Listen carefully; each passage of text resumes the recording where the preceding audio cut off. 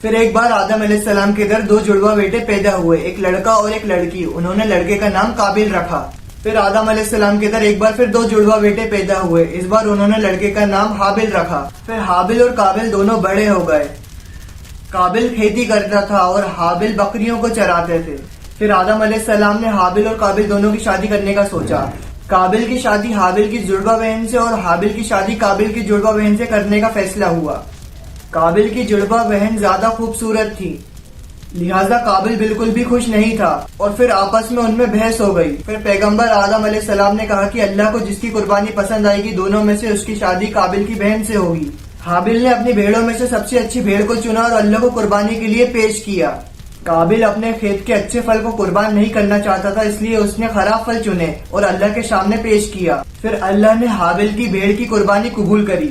یہ دیکھ کر قابل بالکل بھی خوش نہیں تھا۔ قابل نے اتنا غصہ آ گیا کہ وہ حابل کو قتل کرنا چاہتا تھا۔ ایک دن حابل بہت دیر ہو گئی گھر نہیں لوٹے تھے، تو آدم علیہ السلام نے قابل سے کہا کہ جاؤ حابل کو ڈھونڈ کے آؤ۔ جب قابل حابل کو ڈھونڈنے گیا تو اس نے دیکھا کہ حابل اپنے گھر کی طرف لوٹ رہا تھا۔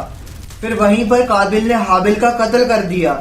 جب حابل کا قتل ہو گیا تو قابل کو بالکل سمجھ میں نہیں آ رہا تھا کہ وہ اس کے ساتھ کیا کرے۔ وہ آدم علیہ السلام سے یہ بات چھپانا چاہتا تھا۔ پھر تھوڑی دیر بعد قابل نے دیکھا کہ دو کوے آپس میں لڑ رہے ہیں اور اس میں سے ایک کوا مر گیا۔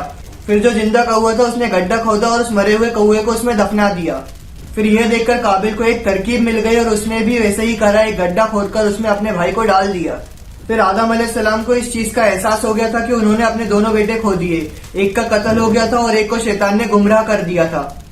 پھر لمبے وقت کے بعد اللہ نے اور بھی اولاد آدم علیہ السلام کو عطا فرمائی، اور پھر جب آدم علیہ السلام بوڑھے ہو گئے تو موت کے فرشتے ان کے پاس آئے۔ جب اس چیز کا آدم علیہ السلام کو علم ہوا تو انہوں نے سکون سے اس دنیا سے رخصت ہو گئے۔ یہ تھی آدم علیہ السلام کی کہانی، لیکن آدم علیہ السلام کے بعد کیا ہوا، کون سے پیغمبر آئے، اس کے لیے اگلی ویڈیو میں ملتے ہیں۔ اللہ حافظ۔